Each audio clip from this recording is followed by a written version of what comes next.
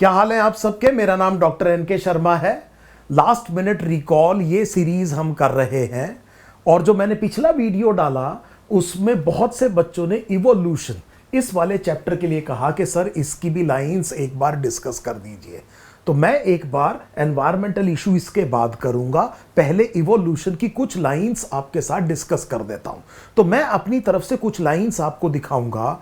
ऐसा लग रहा है कि आप में से कुछ लोगों को बड़ी स्पेसिफिक प्रॉब्लम है, तो मैं आपसे रिक्वेस्ट ये करूंगा कि मैं अभी एक बार इवोल्यूशन की कुछ लाइंस आपके सामने डिस्कस कर देता हूं। आप इस वीडियो के कमेंट सेक्शन में अपने स्पेसिफिक डाउट्स को डालते चले जाइए। कल 11-12 बजे सुबह मैं आपके डाउट्स को 11 और 12 के बीच में मैं आपके डाउट्स को सॉल्व करने की पूरी कोशिश करूंगा। सो इवोल्यूशन से रिलेटेड रखिएगा बेटे अपने आप को। इसमें आप इवोल्यूशन के जो भी आपके अपने डाउट्स हैं उनको जरूर पोस्ट कर दीजिएगा, वो आप तक पहुंच जाएंगे। ये बात हमें क्लियर हो गई। देखिए बेटे, अब इवोल्यूशन में अगर मैं आपको कुछ लाइंस याद दिलाऊं तो सबसे पहले तो मैं आपसे ये कहूंगा कि एनसीईआरटी में चाहे लिखा हो चाहे नहीं लिखा हो, अपने दिमाग में बैठाइए कि इवोल्यूशन कुछ इस तरह की चीज है जिसे आप डिसेंट विद मॉडिफिकेशन कहेंगे। सो डिसेंट विद मॉडिफिकेशन कहेंगे, इसका मतलब यह हुआ कि एंसेस्टर से जो डिसेंडेंट्स हैं उनको अगर आप एक लीनिएज में लगाएंगे, एक कॉमन एंसेस्टर है, उसका डिसेंडेंट सबको क्रोनोलॉजिकली अरेंज करेंगे तो इसमें आपने जो अरेंज किया है उसे लीनिएज कहा जाता है। ये काफी कुछ इस जैसा होगा, थोड़ा सा अलग होगा। अगेन ये D2 काफी कुछ D1 जैसा होगा, थोड़ा सा अलग होगा। There would be descent with modification. So organic evolution के लिए एक तो ये फ्रेज याद रखिएगा, आपके दिमाग में ये बात बैठ जानी चाहिए, nature does not improve anything. So evolution में प्रॉब्लम तब होती है जब बच्चे को ये लगता है कि एक तो ह्यूमन बीइंग पिनैकल पे है तो सब चीजें ह्यूमन बीइंग में आइडियल होनी चाहिए। नंबर 2 ये है कि ये याद रखिए, नेचर किसी चीज को इंप्रूव नहीं करती है, जो अवेलेबल वेरिएंट में जो बेस्ट वेरिएंट है उसको सेलेक्ट करती है। नेचर किसी चीज को इंप्रूव नहीं करती है, दोबारा कह रहा हूं, नेचर जो बेस्ट वेरिएंट अवेलेबल होगा पॉपुलेशन में उसको सेलेक्ट करती है। इसीलिए नेचुरल सिलेक्शन के लिए एक हम फ्रेज इस्तेमाल कर सकते हैं, उसे हम कहेंगे डिफरेंशियल रिप्रोडक्शन। सो जैसा मैंने डिसेंट विद मॉडिफिकेशन कहा इवोल्यूशन के लिए, मैं यहां पर नेचुरल सिलेक्शन के लिए एक फ्रेज इस्तेमाल कर रहा हूं, डिफरेंशियल रिप्रोडक्शन। नेचर जिसे सेलेक्ट करेगी वो हायर रेट पर रिप्रोड्यूस करेगा। वो हायर रेट पे रिप्रोड्यूस करेगा तो इसका मतलब उसके प्रोजेनी आगे आने वाली जनरेशन में ज्यादा होंगे और वो आगे आने वाली जीन पूल को ज्यादा अलील्स कंट्रीब्यूट करेगा। And over the time, over the generation, gene और अलील फ्रीक्वेंसी चेंज होगी। जो बेटर एडेप्टेड होगा, जिसे नेचर सेलेक्ट करेगी, उसके प्रोजेनी ज्यादा होंगे, उसकी अलील्स की फ्रीक्वेंसी बढ़ेगी, और जो नहीं सेलेक्ट होंगे उनकी अलील्स की फ्रीक्वेंसी घटेगी। इसको आप डिफरेंशियल रिप्रोडक्शन कह रहे हैं। इसकी वजह से डिसेंट विद मॉडिफिकेशन होगा। सो क्या ये बात, अब आपको इतनी बात क्लियर हो गई? पहले तो दिमाग में ये आपने बैठा लिया। अब देखिए, चलिए यहां पर मैं कुछ इंपॉर्टेंट पॉइंट्स आपको बता देता हूं। यहां पर मैंने इस लाइन को यहां पर हाईलाइट किया है, ओपरेन हाल्डेन हाइपोथेसिस। ओपरेन हाल्डेन हाइपोथेसिस में दो चीजें हैं। सो बड़े ध्यान से मेरी बात सुनिए कि पहली चीज तो यह थी कि formation of life was preceded by chemical evolution. So सबसे पहले तो इनऑर्गेनिक केमिकल से ऑर्गेनिक मोनोमर्स बने। सो सिंपल ऑर्गेनिक मॉलिक्यूल्स बने। एक तो ये याद रखिएगा सबसे पहले, ऐसा जैसे for example methane, ammonia, water vapour, ये सारी चीज थी। इनके मिलने से, इन इनऑर्गेनिक चीजों के मिलने से उस टाइम पर एनवायरनमेंट में टेम्परेचर बहुत ज्यादा था, उसकी वजह से इन्होंने आपस में मिलकर छोटे छोटे अमीनो एसिड शुगर्स बनाए। पहला तो स्टेप ये था। फिर इससे प्रोटोसेल बना। इससे पहला सेल बना, इससे पहला सेल बना, और ये स्टेप नंबर 2 था। So please try to understand कि उन्होंने ये कहा कि जो फर्स्ट फॉर्म ऑफ लाइफ है वो pre existing non living organic molecule से आएगी। इस ऑर्गेनिक मॉलिक्यूल की बात हो रही है, और ये ऑर्गेनिक मॉलिक्यूल केमिकल इवोल्यूशन से बना। इसका मतलब ये मॉलिक्यूल बने इनऑर्गेनिक कॉन्स्टिट्यूएंट से। सो मुझे उम्मीद है इस लाइन का आपको मतलब समझ में आ गया। पहले इनऑर्गेनिक चीजें, छोटे छोटे ऑर्गेनिक मोनोमर्स बने, उससे प्रोटोसेल बने। इसके बारे में हमें पक्के तौर पे नहीं पता है, इसके बारे में हमें काफी कुछ पता है। यह वो स्टेप है जिसमें जो मिलर का एक्सपेरिमेंट है, उन्होंने लैब में वो कंडीशंस रिक्रिएट करी, और जिससे उन्होंने देखा कि हां, कुछ कंडीशंस अगर रिक्रिएट की जाए लैब में तो इनऑर्गेनिक चीजें ऑर्गेनिक मोनोमर्स बना सकती हैं। बड़े क्लियरली समझते जाइएगा। सो मिलर की जो एक्सपेरिमेंट है वो पहले स्टेप को लेकर के है। जब यहां पर आपकी एनसीईआरटी कह रही है कि इस लिमिटेड एविडेंस से जो फर्स्ट पार्ट था, केमिकल इवोल्यूशन वॉज मोर और लेस एक्सेप्टेड। सो क्या आपने अपनी एनसीईआरटी की ये लाइन देखी? मिलर और यूरे एक्सपेरिमेंट हमें ये नहीं बता रहा है कि ये कैसे बना, ये लाइफ कैसे ओरिजिनेट हुई। वो इसका पहला पार्ट बता रहा है कि अगर मैं लैब में वो कंडीशंस रिक्रिएट कर दूं जो मिलर और यूरे कह, जो ओपरेन और हाल्डेन कह रहे हैं, तो उसमें ये इनऑर्गेनिक चीजें मिल करके छोटे छोटे ऑर्गेनिक मोनोमर्स वाकई में बना सकती है।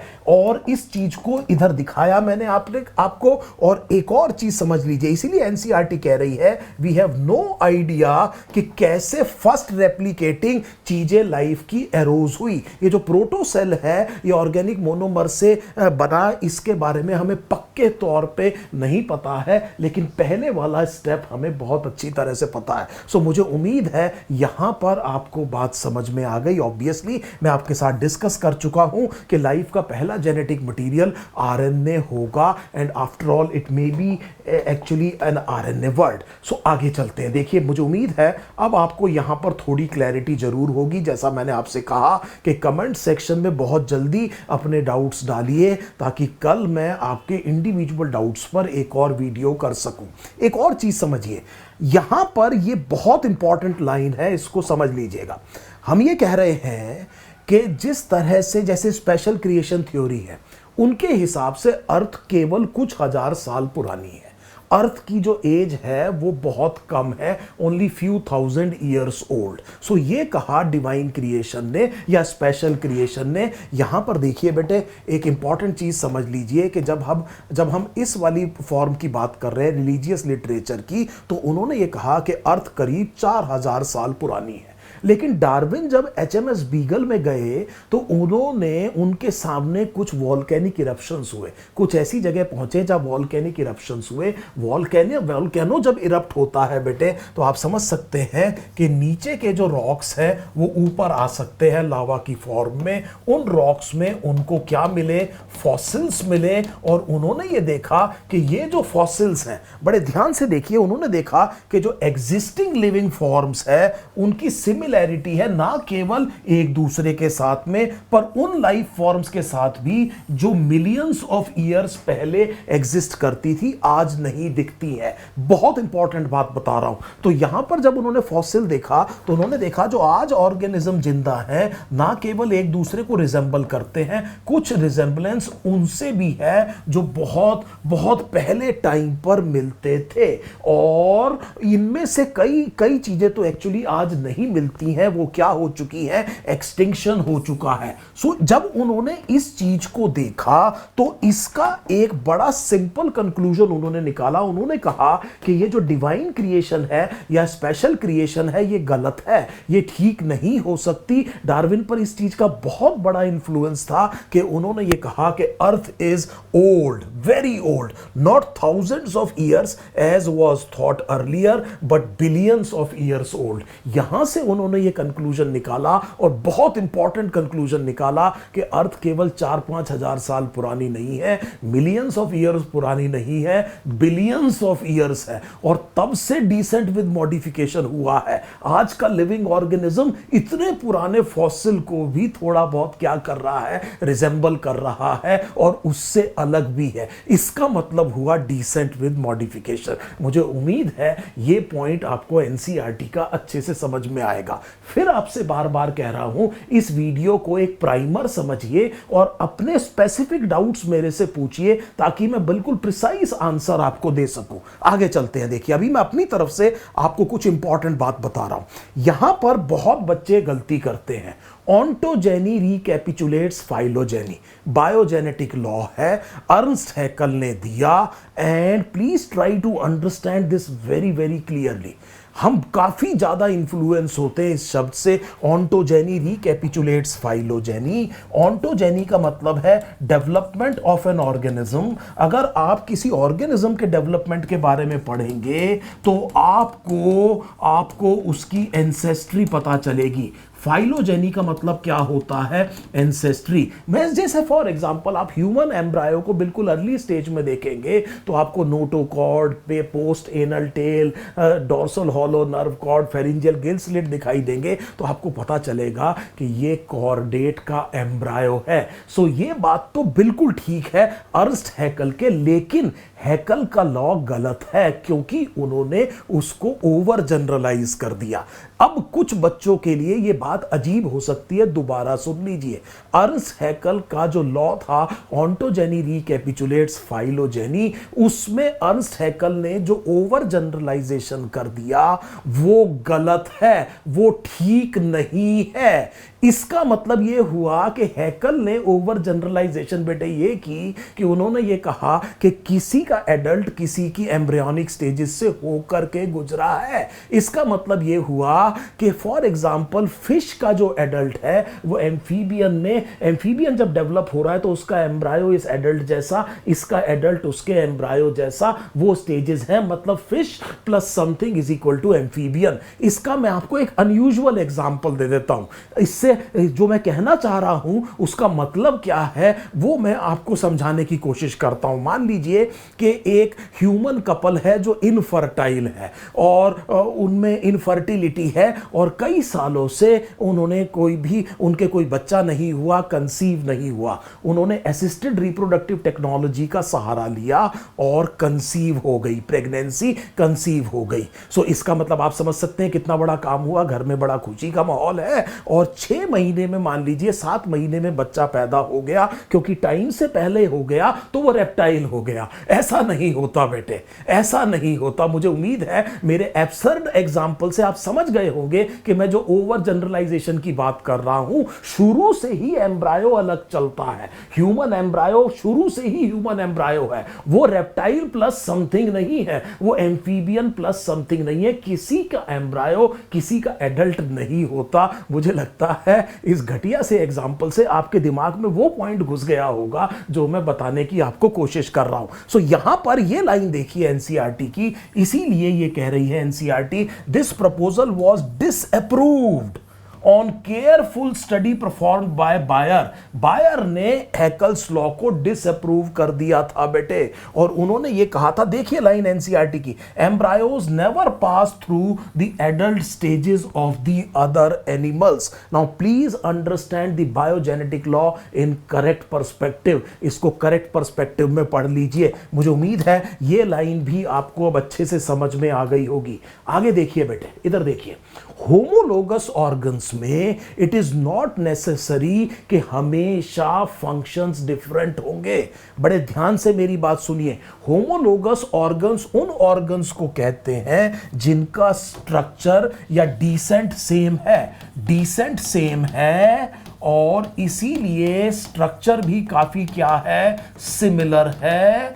And now please remember this what I am saying, they may or may or may not perform same function। Same function हो भी सकता है बेटे और डिफरेंट फंक्शन भी हो सकते हैं। इसका मतलब आप तो सब जानते हैं कि अगर मैमल्स में मैं 4 लिम्स की बात करूं तो ह्यूमन बीइंग्स में ये ग्रेस्पिंग के काम आ रहा है, हॉर्स में रनिंग के काम आ रहा है, फॉर एग्जांपल बैट में बेटे फ्लाइंग के काम आ रहा है, डॉल्फिन जैसे में फ्लिपर स्विमिंग के काम आ रहा है। आपको पता है कि यहां पर सबका जो अपर लिम्ब है उसके अंदर बोन्स हैं। एक आर्म की बोन है, 2 फोर आर्म्स की बोन है, 8 रिस्ट बोन्स हैं, और इस तरह से आपको पता है लिम्ब में, हैंड में भी कुछ बोन्स हैं। सारे के सारे बोन्स एम्ब्रायोनिक मीजोडर्म से बनते हैं। इसका मतलब सबकी डिसेंट सेम है, जितनी भी बोन्स हैं वो मीजोडर्म से बनी है और अलग अलग फंक्शन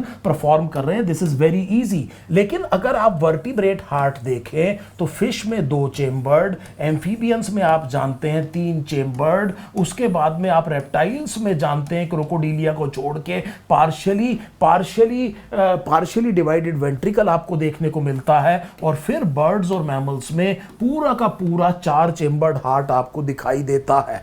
सब में हार्ट एम्ब्रायोनिक मीजोडर्म से बना है। इसका मतलब होमोलोगस है, सब में फंक्शन सेम है, मस्कुलर पंप है, इट पंप्स ब्लड। लेकिन उसके बाद भी डिसेंट विद मॉडिफिकेशन देखिए, उसके बाद भी डिसेंट विद मॉडिफिकेशन देखिए, 2 चेंबर, 3 चेंबर, 3.5 चेंबर, 4 चेंबर। मकसद यह है कि ऑक्सीजनेटेड और डीऑक्सीजनेटेड ब्लड को सेपरेट किया जा सके ताकि टिश्यूज तक ऑक्सीजनेटेड ब्लड पहुंचाया जाए हायर प्रेशर पे, जिसकी वजह से हायर मेटाबॉलिक रेट हो, जिसकी वजह से एंडोथर्मी डेवलप हो सके। इसीलिए केवल बर्ड्स और मैमल्स में आप देखते हैं कि एंडोथर्मी होती है। उम्मीद है ये लाइन भी अब आपको अच्छे से समझ में आ गई होगी। आगे चलते हैं बेटे। यहां पर देखिए बड़े ध्यान से, हमने प्रोटीन की बात की है। तो अगर आप 2 ऑर्गेनिजम्स में अगर ये देखना चाहते हैं कि वो इवोल्यूशन में कितने एक दूसरे के पास हैं, तो सिंपल सी बात ये है, देखिए बेटे बड़े ध्यान से समझिएगा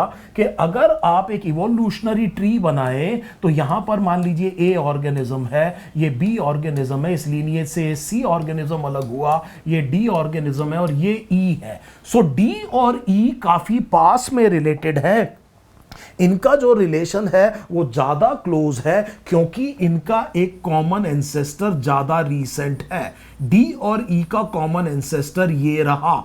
ई और सी का भी बेटे कॉमन एंसेस्टर यहां पर है। सो बड़े ध्यान से सुनिए, रिलेटेड तो ई और बी भी है लेकिन थोड़ा डिस्टेंट रिलेटिव है क्योंकि कॉमन एंसेस्टर यहां पर है। ए और ई भी आपस में रिलेटेड है लेकिन कॉमन एंसेस्टर यहां पर है। इसका मतलब यह हुआ कि जो ज्यादा रिलेटेड है वो लीनिएज में ज्यादा देर तक पास रहे हैं। और आपको 11th एनसीईआरटी की एक लाइन तुरंत याद आ रही होगी, all living organism past, present and future, they are related to each other but to varying degree. They share the same genetic material which is DNA. So मेरे घर वालों के साथ मेरा DNA ज्यादा मिलता है, मेरे जो डिस्टेंट रिलेटिव्स हैं उनके साथ उतना ज्यादा नहीं मिलता।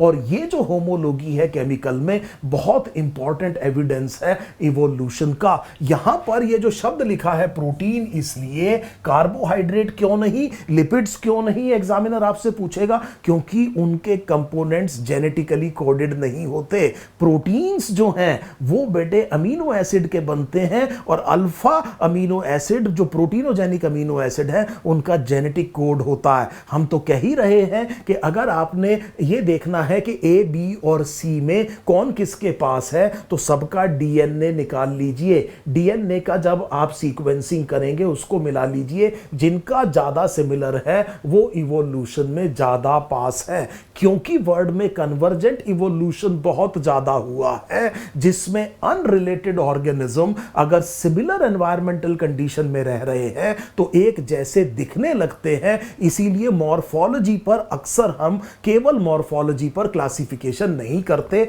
वहां गड़बड़ हो सकती है। सबसे बढ़िया जो इवोल्यूशन के बारे में आप देख सकते हैं रिलेशनशिप, वो बायोकेमिकल एविडेंस होगा जिसमें आपने डीएनए या प्रोटीन जैसी कोई चीज ले ली। एक और चीज देखिए, मैन ने भी सेलेक्ट किया। इधर देखिए बेटे बड़े ध्यान से, आप ये समझिए कि रोज है, एक रोज है और वो रोज वाइल्ड में ग्रो कर रहा है, बड़ा खूबसूरत फ्लावर है। एक आदमी उसको तोड़ने गया और उसमें थॉर्न था, कांटा था, वो कांटा हाथ में लग गया, सो ये नुकसान हो गया। लेकिन उसी खेत में एक और प्लांट था जिसमें रोज तो लग रहा था पर कुछ गड़बड़ ऐसी हो रही थी कि उसमें कांटे नहीं थे, म्यूटेंट हो सकता है, उसमें कांटे नहीं थे।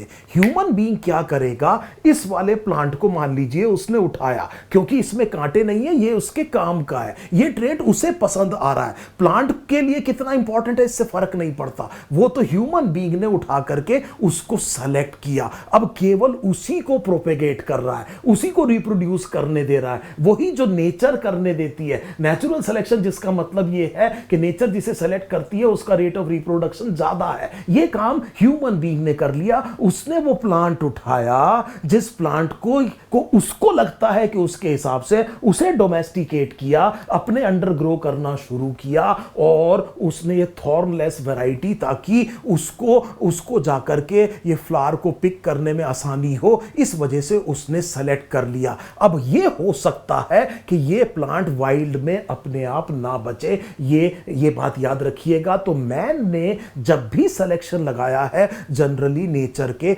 अगेंस्ट लगाया है। सो यहां आपकी एनसीईआरटी ये कह रही है कि मैन ने भी काफी वैरायटी प्रोड्यूस की है, बहुत डोमेस्टिकेशन किया है, बहुत प्लांट्स को सेलेक्ट किया है अपने विलफुल ग्रो करने के लिए, और नई नई वैरायटीज को क्रिएट की है। अगर इस डिफरेंशियल रिप्रोडक्शन से मैन कुछ डिसेंट विद मॉडिफिकेशन क्रिएट कर सकता है तो नेचर कितना करेगी। क्या यह बात बिल्कुल क्लियर हो गई? आगे चलते हैं बेटे, आगे चलते हैं। देखिए एक और चीज देख लेते हैं। यहां पर देखिए इंडस्ट्रियल मेलेनिज्म में यह बात हमेशा याद रखिएगा, कोई भी वेरिएंट कंप्लीटली वाइप्ड आउट नहीं हुआ था। डार्क मेलेनिक फॉर्म एक रिकरिंग म्यूटेशन से बनती है। म्यूटेशन बहुत इंपॉर्टेंट इवोल्यूशनरी एजेंट है।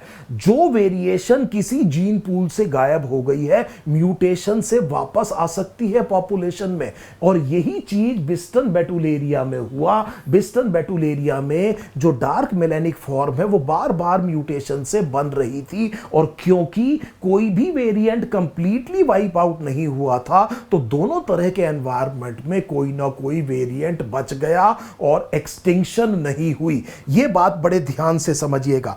दूसरी चीज यह समझिए बेटे, यहां पर एक बात समझ लीजिए, इस लाइन को दोबारा दिखाऊंगा आपकी एनसीईआरटी में। अगर आपने मच्छर मारने के लिए डीडीटी छिड़का और कुछ मच्छर बच गए तो उनमें इस पर्टिकुलर पेस्टिसाइड या इंसेक्टिसाइड के खिलाफ रेजिस्टेंस पहले से था। सो बड़े ध्यान से समझ लेना बेटे इस बात को। आपने कोई एंटीबायोटिक छोड़ी, आपने कोई पेस्टिसाइड छोड़ा और कोई चीज बच गई तो वो रेजिस्टेंस आपके इस पेस्टिसाइड एप्लीकेशन से पहले प्रेजेंट था पॉपुलेशन में, कुछ इंडिविजुअल्स के पास में। ये बात बहुत ध्यान से समझ लीजिएगा बेटे, this is a very very important thing. Environment change होने के बाद एनवायरमेंट के हिसाब से वेरिएशन नहीं आती है। फिर समझ लीजिए, एनवायरनमेंट चेंज होने के बाद एनवायरनमेंट के हिसाब से वेरिएशन नहीं आती है, नहीं तो लेमार्क ठीक होता। वेरिएशन पहले होती है, एनवायरनमेंट चेंज हो जाता है, चेंज एनवायरनमेंट में कोई ना कोई वेरिएशन बेहतर एडेप्टेड है वो सेलेक्ट हो जाती है। ये बात समझिए। अब कल को एनवायरनमेंट में क्या चेंज आएगा ये किसी को नहीं पता, ये डिटरमिनिस्ट नहीं है। यहां पर आप प्रिडिक्ट नहीं कर सकते, आपको नहीं पता कल को एनवायरनमेंट में क्या चेंज आएगा। इसीलिए ये जो इवोल्यूशन है ये डिटरमिनिस्ट प्रोसेस नहीं है बेटे, ये स्टोकास्टिक प्रोसेस है। स्टोकास्टिक प्रोसेस चांस इवेंट्स पर बेस होता है, कुछ भी चेंज आ सकता है, उसके हिसाब से कल को कोई भी वेरिएंट बच सकता है और उसके जैसे आगे ऑर्गेनिज्म बढ़ते चले जाएंगे। इस तरह से इवोल्यूशन डिटरमिनिस्ट प्रोसेस ना हो करके स्टोकास्टिक प्रोसेस है। Evolution is not a function of time as well. आप ये नहीं कह सकते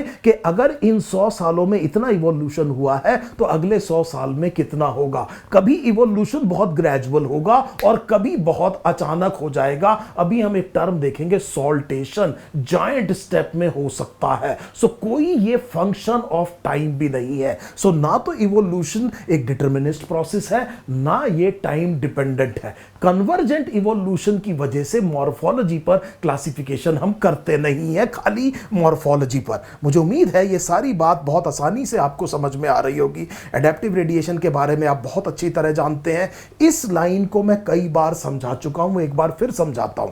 मैंने टेस्ट सीरीज में आपको कई क्वेश्चन में ये वाली लाइन समझाई है। फिटनेस का मतलब केवल और केवल रिप्रोडक्टिव फिटनेस है। एडेप्टेशन उस ट्रेट को कहते हैं जिसकी मदद से ऑर्गेनिज्म अपने एनवायरनमेंट में रिसोर्सेज को इस्तेमाल करके उस पर्टिकुलर एनवायरनमेंट में एक इफेक्टिव रिप्रोडक्टिव स्ट्रेटजी से मैक्सिमम पॉसिबल रेट पर रिप्रोड्यूस कर रहा है। ये चीज समझने की कोशिश फिर समझ लीजिए। एडेप्टेशन उस तरह का एक कैरेक्टर है जो कि ऑर्गेनिज्म को मदद करता है कि वो एनवायरनमेंट में बेहतर तौर पे जो अवेलेबल रिसोर्सेज है उसको इस्तेमाल कर सके और इस्तेमाल करने के बाद में एक इफेक्टिव रिप्रोडक्टिव स्ट्रेटजी के तहत रिप्रोड्यूस कर सके। क्या ये बात आपको समझ में आ गई? नेचर सेलेक्ट कर रही है डिफरेंशियल रिप्रोडक्शन उन लोगों का होगा जो बेटर एडेप्टेड है। एडेप्टेशन की वजह से फिटनेस आती है। फिटनेस का मतलब केवल और केवल रिप्रोडक्टिव फिटनेस है। ऐसी एडेप्टेशन का कोई फायदा नहीं है which is based on the trait that are not inherited, नहीं तो लेमार्क ठीक होता। और इसीलिए हम कह रहे हैं adaptation must have a genetic basis, it must be based on the character which are inherited. क्या यह बात आपको बिल्कुल क्लियर हो गई बेटे? इधर देखिए टी आर माल्थस ने इन्फ्लुएंस किया ना केवल डार्विन को बल्कि एल्फ्रेड रसेल वालेस को भी। और यह बात मैं आपको बार बार बता रहा हूं, देख लीजिए, will enable only those two reproduce and leave more progeny. इसी को मैं डिफरेंशियल रिप्रोडक्शन कह रहा हूं। इसी का मतलब नेचुरल सिलेक्शन है। फिटनेस का मतलब यही है। नेचर ने जिसे सेलेक्ट किया उसका रेट ऑफ रिप्रोडक्शन नेचर ने जिसे सेलेक्ट नहीं किया उससे ज्यादा होगा।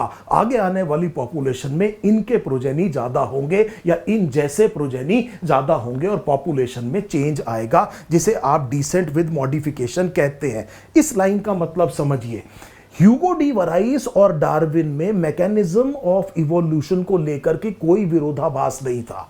ओवर प्रोडक्शन होगा, स्ट्रगल फॉर एग्जिस्टेंस होगा, जिसकी वजह से डिफरेंशियल रिप्रोडक्शन होगा और डिसेंट विद मॉडिफिकेशन होगा। इसका मतलब यह हुआ कि सबसे पहले पॉपुलेशन का साइज इंक्रीज करेगा, उस साइज इंक्रीज करने की वजह से कंपटीशन होगा, उसको आपने कहा स्ट्रगल फॉर एग्जिस्टेंस। और स्ट्रगल फॉर एग्जिस्टेंस का मतलब यह होगा कि कुछ बचेंगे कुछ नहीं बचेंगे। कौन बचेंगे? जिनको नेचर सेलेक्ट करेगी उनका रेट ऑफ रिप्रोडक्शन दूसरों से क्या होगा? ज्यादा होगा। तो ये मैंने क्या कहा बेटे? Differential reproduction. और इसकी वजह से इवोल्यूशन होगा, जिसे आपने क्या कहा? Descent with modification. So basically आप ये समझिए कि इन दोनों साइंटिस्ट के बीच में इस स्कीमा को लेकर के कोई प्रॉब्लम नहीं है, बस दोनों एक ही बात पर डिफर करते थे। डार्विन के हिसाब से जो कंटिन्यूअस वेरिएशन होते हैं, जो मियोसिस में क्रॉसिंग ओवर की वजह से आता है, जेनेटिक मटेरियल के रीशफलिंग की वजह से जो छोटी छोटी वेरिएशंस आती हैं वो काम की हैं। डार्विन के टाइम पर जो म्यूटेशन थी उन्होंने उसको स्पोर्ट्स कहा और इग्नोर कर दिया। तो यहां पर अगर आप देखेंगे तो कहीं आपकी एनसीईआरटी में लिखा है कि डार्विन ने म्यूटेशंस को एक्चुअली क्या किया? इग्नोर करना शुरू किया, आइदर इग्नोर्ड और केप्ट साइलेंस। सो डार्विन के टाइम पर जो म्यूटेशन होती थी वो उनकी इवोल्यूशनरी सिग्निफिकेंस नहीं समझ पाए। उन्होंने कहा इसकी कोई इवोल्यूशनरी सिग्निफिकेंस नहीं है, केवल जो ग्रेजुअल चेंज है उसी की सिग्निफिकेंस है। ह्यूगो डी वराइस कह रहे थे कि जो सडन चेंज आता है, सडन इनहेरिटेबल चेंज आता है म्यूटेशन की वजह से, वो काम की चीज है। सो दोनों में अगर आपसे कंपेयर करा ले एग्जामिनर तो दोनों के बीच में डिफरेंस इस बात को लेकर के है। हार्डी वीनबर्ग लॉ के बारे में मैं आपसे एक अलग वीडियो में और बात करता हूं। हार्डी वीनबर्ग लॉ पर जो दो इक्वेशंस बनती हैं, जो दो क्वेश्चन बनते हैं, उसको भी मैं आपके लिए पोस्ट कर देता हूं। ये वो लाइन है जो मैं आपको याद दिला रहा था, देख लीजिए। Pre existing advantageous mutation select होती हैं। सो बड़े ध्यान से देखिए, प्री एग्जिस्टिंग, एनवायरनमेंट चेंज होने के बाद में एनवायरनमेंट के हिसाब से वेरिएशन नहीं आती, वेरिएशन पहले होना चाहिए। जब एनवायरनमेंट चेंज हो जाता है तो चेंज एनवायरनमेंट में बेस्ट वेरिएंट सेलेक्ट होता है। अच्छे बायोलॉजी स्टूडेंट को यह बात सीखना चाहिए कि nature does not improve anything, nature जो है वो बेस्ट वेरिएंट को सेलेक्ट करती है। मैं चाहता हूं मेरे पंख हों, लेकिन बेटे मेरी लीनिएज में किसी भी एंसेस्टर के पास पास पंख नहीं थे। मेरी बॉडी प्लान मेरे एंसेस्टर की दीवी है। सो पंख नहीं है तो मेरे चाहने से पंख उगेगे नहीं। आप यहां से उड़ करके कहीं जा नहीं सकते। ये वीडियो तो आपको देखना ही पड़ेगा। कल को अगर किसी में किसी वजह से म्यूटेशन हुई और पंख आ गया तो बाद में हो सकता है कि हम भी बर्ड्स बन जाएं, वो बात अलग है। लेकिन प्लीज ट्राई टू अंडरस्टैंड, मैं ये जो एब्सर्ड से एग्जांपल दे रहा हूं इससे आपके दिमाग में कोई चीज बहुत अच्छे से रीइंफोर्स कर रहा हूं, क्योंकि बहुत से बच्चे ये कह रहे हैं कि सर हमसे 10th में भी इवोल्यूशन अच्छे से डिस्कस नहीं किया गया, 12th में भी अच्छे से डिस्कस नहीं किया गया। तो बायोलॉजी में अगर इवोल्यूशन बेटे आपने ठीक से नहीं पढ़ा तो फिर दिक्कत आ सकती है। मैं आपकी ये प्रॉब्लम समझ रहा हूं, अभी भी हमारे पास टाइम है, अभी भी आप कुछ लाइंस निकाल के मेरे लिए डालिए और मैं उन लाइंस को अपनी तरफ से अपनी भरसक प्रयत्न करूंगा to the best of my capability, कोशिश करूं कि आसान भाषा में आपको समझा सकूं। उम्मीद है ये बात बिल्कुल क्लियर हो गई। ब्रीफ अकाउंट ऑफ इवोल्यूशन में मुझे कुछ नहीं कहना है क्योंकि ये बेसिकली फैक्चुअल इंफॉर्मेशन है। तो जैसा मैंने आपसे कहा कि कमेंट सेक्शन में आपकी जो प्रॉब्लम्स है उन लाइंस को मेरे को डाल दीजिए और मैं कल पक्के तौर पर आपसे ये कह रहा हूं कि उनके मैं क्या कर दूंगा, आपको सॉल्यूशंस दूंगा to the best of my capability. उम्मीद है इस सीरीज से आपको जस्ट एग्जाम से पहले जरूर फायदा हो रहा होगा। डोंट हेजिटेट, चैनल सब्सक्राइब कीजिए, डालिए उसको और फिर मुझे थोड़ा सा टाइम दीजिए, मैं इसको कल जरूर आपके लिए रिकॉर्ड करूंगा।